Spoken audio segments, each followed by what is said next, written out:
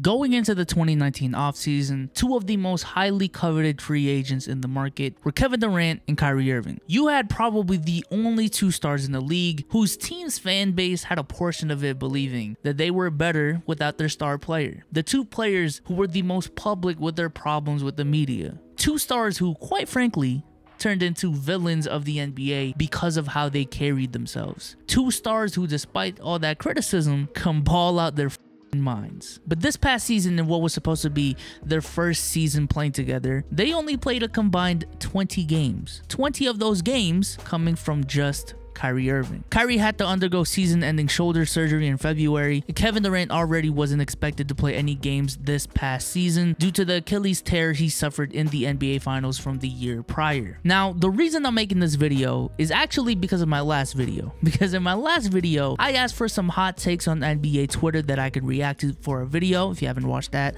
links will be in the description. But by far the most takes I got on Twitter was regarding the Brooklyn Nets. There were so many tweets about the Brooklyn Nets, anywhere from they're not gonna make the playoffs to they're winning it all next year. And by reading those tweets and really just thinking about this team as a whole, that led me to this conclusion: the Brooklyn Nets are the biggest mystery in the NBA. And today we're gonna take a deep dive into the Brooklyn Nets franchise, the questions surrounding this team, and also what I personally think will actually happen next season. But before we get into that, what is good, everybody? Welcome back to another video on the channel hosted by your boy B Souls, aka Bruin Souls, you know what I'm saying? And before we go on with the rest of the video, shout out to the sponsors of this video, manscaped.com. Look, man, to my fellas out there, to my boys in the comment section, y'all gotta spend some time taking care of yourself, and Manscaped is here to help y'all. Today I am here to present to y'all the Performance Package Kit, and the first item on the list, you know what I'm saying, we got the Lawnmower 3.0, a waterproof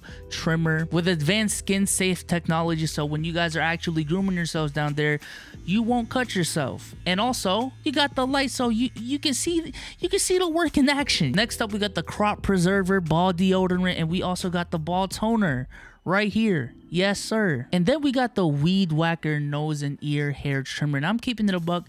When I told my girl I was gonna get a nose and ear hair trimmer, she got excited for me. And the only reason this isn't open is because she literally told me she wants to be here when I first use it. Here's a glance of what the Shears 2.0 actually provides you on the inside of the storage case. And for a limited time, y'all can get this travel bag and a pair of anti-chafing boxer briefs. Go to manscaped.com to get 20% off your order, plus free international shipping, plus the two gifts I just mentioned with the promo code BSouls. But with that being said, let's get back to the Brooklyn Nets. So the first question about this team, and I believe what most people would say is the biggest question about this team, is Kevin Durant and how he's coming back from his injury. Because in the NBA Finals in 2019, for those of you guys who don't remember, Kevin Durant ruptured his Achilles. And look, season-ending injuries are always serious. They end your season for a reason, right? But specifically, a ruptured Achilles, they are nothing to be played with. This is the same injury that pretty much prematurely ended Kobe's career in 2013. Rest in peace to the Mamba. DeMarcus Cousins suffered this injury halfway through the 2018 season when he was averaging like 25 points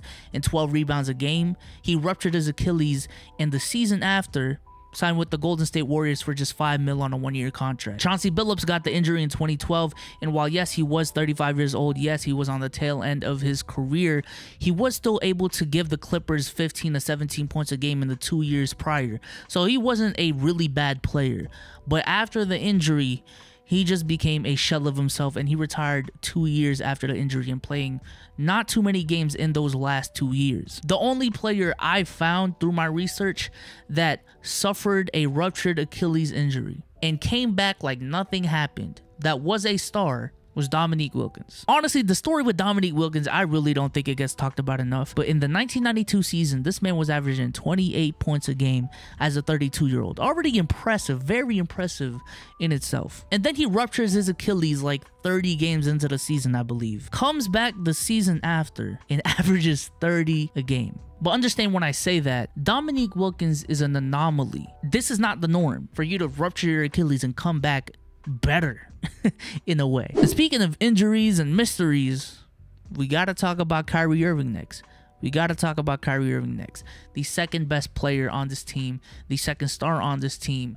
with Kevin Durant. Because like I said in the beginning of this video, Kyrie Irving himself only played 20 games the season prior and had to undergo season-ending shoulder surgery. Now at this point, despite him having that type of surgery, I don't even think the question with Kyrie is more so how he'll come back from this injury. Kyrie Irving has one of the most injury-prone careers in recent NBA history, yet has consistently shown that despite his injury history, he can come back and still give you the 24 to 27 points a game that we know Kyrie Irving can provide for a team. But like I said, the question with Kyrie isn't even how he'll come back from this shoulder injury, which is still a valid question, don't get me wrong, but it's more so how much will you be back? Because look, I think most people understand that injuries obviously aren't Kyrie's fault, right? But when you are out consistently, when you are out 20 to 30 games a year and you're a star like Kyrie Irving that has to be integrated properly, it is very hard for a team to build chemistry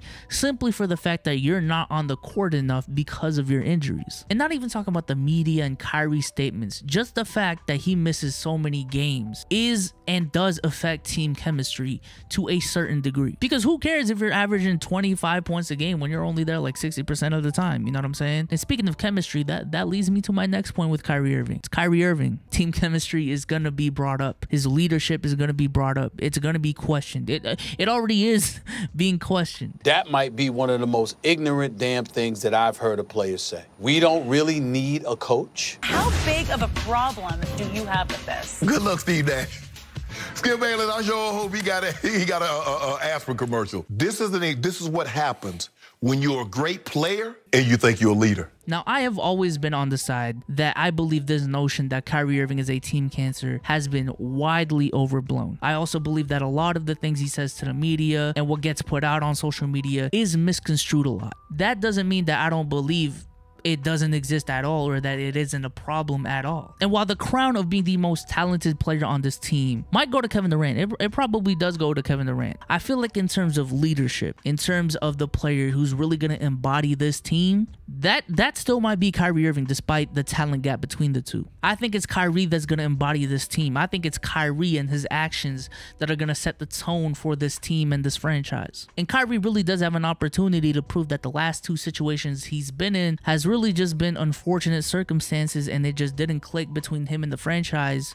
Then it was him being a team cancer. Because now, Kyrie, you're home. You're home. You're in Brooklyn. You chose to go there as a free agent on your own will. This is your decision. You chose to team up with Kevin Durant. You wanted to carve your own path. You wanted to be a leader of a team, and now you have it. You are in that position, and the ball is in your court. The ball is in your court. You have to answer our questions for us. But aside from the individual questions with this duo, let's just talk about their on-court fit. Let's talk about their on-court fit, even if they are healthy. How will these two players mesh on the court? Now, we've seen Kevin Durant succeed with a ball-dominant player, right? He's played with Russell Westbrook before and succeeded. And Kyrie, we've also seen the same thing. He did succeed in a system and in an environment where there was LeBron James, who was a ball-dominant player. So I'm not scared of this duo in that sense. Hey, who knows? Kyrie and KD could be Steph and KD with a little bit more sauce, you know what I'm saying?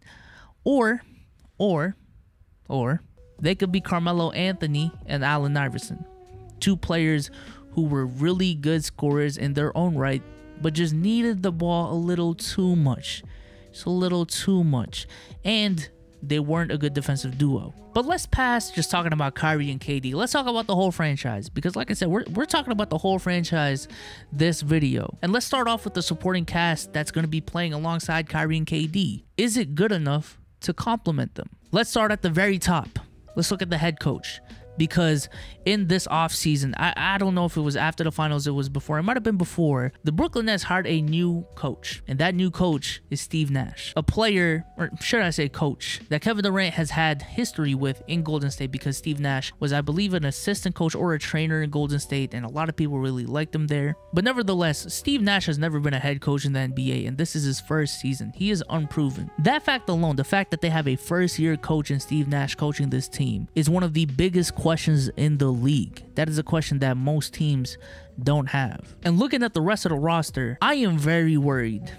with this team on the defensive side of the court. Because when you look at the roster as it's built right now, they might make some crazy moves after this video, and I might have to revisit this video. But as it stands right now, their best perimeter defender still might be Kevin Durant coming off a ruptured Achilles tear. That's scary. That should not be the case. That should not be the case. And in the center position, they have Jarrett Allen and DeAndre Jordan. Two guys who are good shot blockers, right? They're good defenders. They're good big men. But when it comes to this era of emphasizing switching on the pick and roll, of emphasizing defensive versatility, how will they hold up? So many questions, man. So many questions. This team, like I said, it's the biggest mystery in the NBA.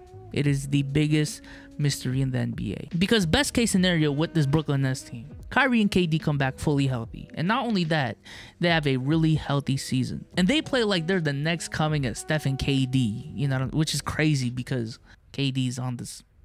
Best case scenario, DeAndre Jordan comes back and has a resurgent year and becomes one of the top bigs in the league again. Best case, having Spencer Dinwiddie, Joe Harris, and Karis LeVert on your team really proves to be a very lethal supporting cast because those are some scorers. They can get buckets. Best case scenario, Steve Nash comes and coaches this team really well. He becomes that next Steve Kerr. He becomes that next Nick Nurse. Jesus Christ, that is a very hard sentence to say. And he does really well in his first year as a head coach in the league. Best case scenario, this team wins a championship. Worst case scenario, well, one, Kyrie and KD have injury-riddled seasons once again. But let's say the next worst case scenario is KD and Kyrie play healthy, but Kyrie's a team cancer, or at least he proves to be a team cancer. KD just isn't the same after his injury, like at all. Steve Nash is a terrible coach. They're one of the worst defensive teams in the league, and they don't make the playoffs. That is the worst case scenario for this Nets team, and it's entirely plausible